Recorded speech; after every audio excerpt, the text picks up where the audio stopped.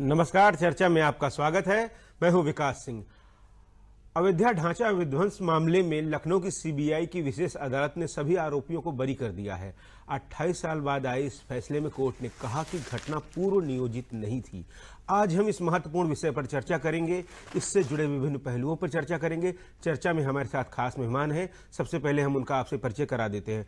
हमारे साथ हैं इस मामले से ही जुड़े एडवोकेट प्रशांत सिंह अटल जी और वरिष्ठ पत्रकार सिद्धार्थ कलहंस जी।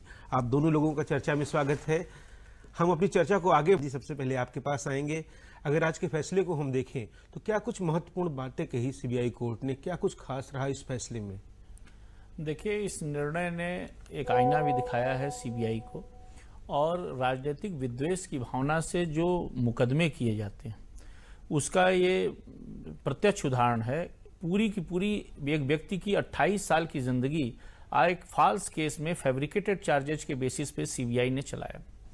एक बात जो कोर्ट माननीय अदालत ने कहा है, पन्ना नंबर 2173 पेज पे, देखिए जो विवेचना की गई, जो भी साक्ष्य प्रस्तुत की गई, इन्हीं के विवेचक थे एम नारायणन, जो पीडब्ल्यू 294 के रूप में प्रस्तुत हुए। उन्होंने कहा कि जो कैसेट्स दिए गए वो फैब्रिकेटेड थे, उसमें छेड़छाड़ की गई थी।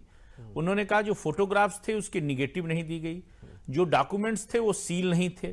तो कहीं ना कहीं सीबीआई तत्कालीन सरकार के दबाव में आरोप पत्र दाखिल किया सीबीआई ने, और पॉलिटिकल लोगों को फंसाने का काम किया।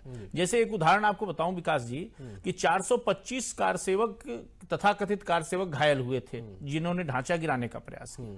किसी को अभियुक्त नहीं बनाया गया। अभियुक्त कौन बनाया गया? लालकेश अडवाणी, मुरली मनोहर जोशी, उमा भारती। तो जो एक्यूज्ड होने चाहिए थे, तो यही माननीय अदालत ने कहा है कि इसमें कहीं ना कहीं राजनीतिक विद्वेष की भावना से सीबीआई ने तमाम साक्ष्यों में छेड़छाड़ करके लोगों को फंसाने का काम किया। बिल्कुल आगे की अदालत में आ सकता है। विकास जी, जो बाबरी मस्जिद कमेटी है या कोई भी ये इकबाल अंसारी हैं, चाहे भी तो इस मुकदमे में अपील नहीं कर सकते। देखिए, अपील का जो प्रोविजन है सीआरपीसी में, वो पीड़ित पक्ष कर सकता है। और ये चूंकि सीबीआई और सरकार के बनाम मुकदमा है, जैसा सिद्धार्थ जी ने बताया, तो सीबीआई अगर चाहेगी तो अपील करेगी। मैक्सिमम आप ये कर सकते हैं, सीबीआई को पत्र लिख के कहें कि साहब आप अपील करिए।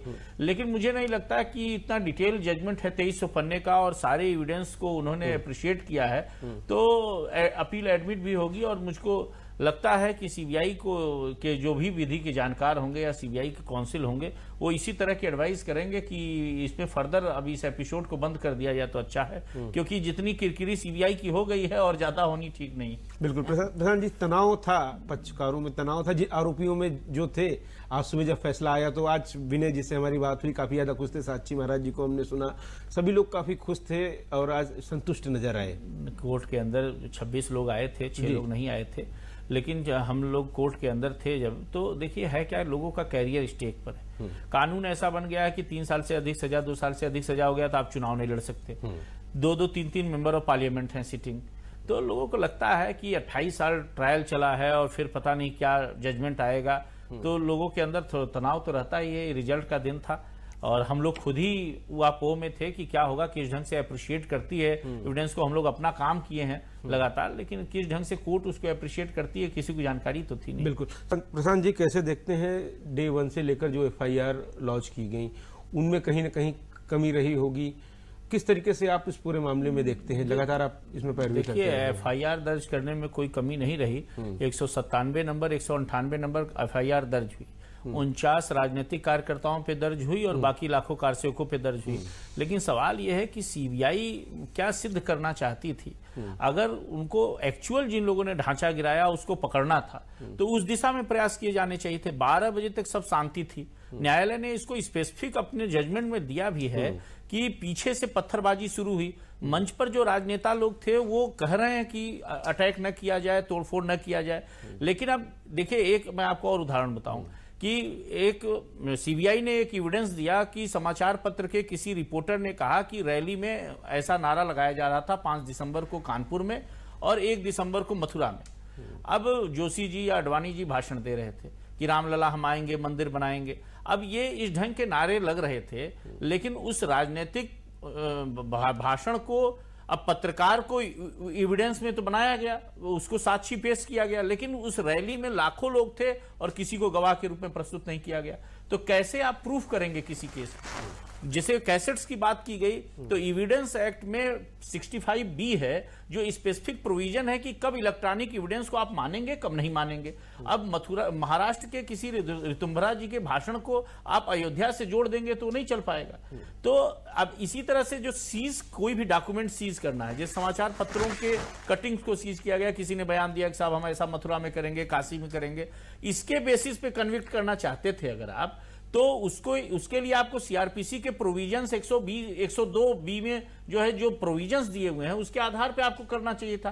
तो सीबीआई कुल मिला के पॉलिटिकल दबाव में, तत्कालीन सरकार के दबाव में यही करना चाहती थी कि जो राजनीतिक रूप से संघ, बीजेपी और विश्व हिंदू परिषद के बड़े नेता हैं, उनको किस तरह से इंप्लीकेट किया जाए केस में और किसने ढांचा गिराया, इसकी स्वतंत्र विवेचना तत्कालीन सरकार ने उस समय कहा था पत्रकारों के लिए कि उनको मुआवजा दिया जाएगा। क्या उसके बाद ढेर सारे लोगों ने कुछ FIR या उस तरीके की बातें की? नहीं, कुछ जो अभी आदरणीय सिद्धार्थ जी कह रहे थे कि RN श्रीवास्तव साहब एक बहुत अच्छे ऑफिसर थे, डिस्ट्रिक्ट मजिस्ट्रेट थे, वो इसमें एक्यूज बना दिए गए, उनका कैरियर समाप्त हो गया। DV राय साहब SSP थे, SP थे फैजाबाद के, उनके साथ भी जो हुआ बाद में, खैर पॉलिटिकली वो मेंबर ऑफ पार्लियामेंट हुए। मेरा कहना ये है कि इस तरह से, और सीबीआई का जो फर्दर इन्वेस्टिगेशन की बात है कि किसने गिराया, अब जब 425 लोग जो चोट खाए गिराते वक्त, उसमें से आप किसी को मुलजिम बना नहीं रहे हैं।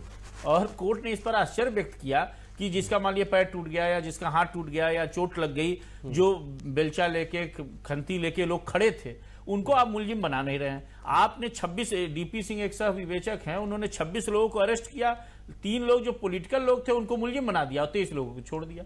तो ये आप देखिए, ये कहीं ना कहीं ये, और अब 28 साल बाद इसमें आप कर क्या सकते हैं? 4 सरकारें उस समय भारतीय जनता पार्टी, जीरा में तो ये सारी बातें आई होंगी, 2300 पेज का जजमेंट दिया गया है, इन सारी बातों ये जीरा से ही निकल के आया। जब विवेचक से पूछा गया कि फला डॉक्यूमेंट के बेसिस पे आप मुलजिम बना रहे हैं, क्या वो सील था? क्या नहीं, मुझे नहीं पता कब सील था या नहीं था, और खुला हुआ था। कैसेट सील थे, नहीं थे, विधि विज्ञान प्रयोगशाला में भेजा गया। तो ये क्रॉस एग्जामिनेशन से ही निकल के आया है।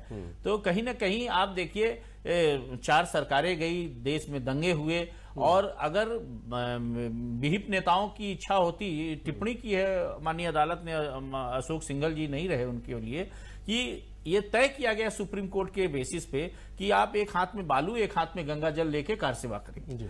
अब बालू और कार सेवा करने का मतलब यह है कि भीड़ के दोनों हाथ बंधे हुए हैं, बंधे हुए रहे, और कोई ऐसे अस्त्र न उठा सके। लेकिन वो सारा चीज 12 बजे तक ठीक भी चल रहा था। तो डायरेक्ट इन्वॉल्वमेंट सिर्फ पॉलिटिकल, राजनीतिक विद्वेष की भावना से किसी को आप, कोर्ट ने यह भी कहा घटना पूर्व नियोजित तो बिल्कुल नहीं थी, वहां पे जो हुआ था नहीं थी। और सीबीआई चाहती थी कि 5 दिसंबर को विनय कटियार साहब के यहाँ कुछ लोग चाय पीने चले गए, he was member of parliament at that time. तो ऑब्वियस है कि 4-6 नेता जाएंगे उनके यहाँ मिलने के लिए, वहां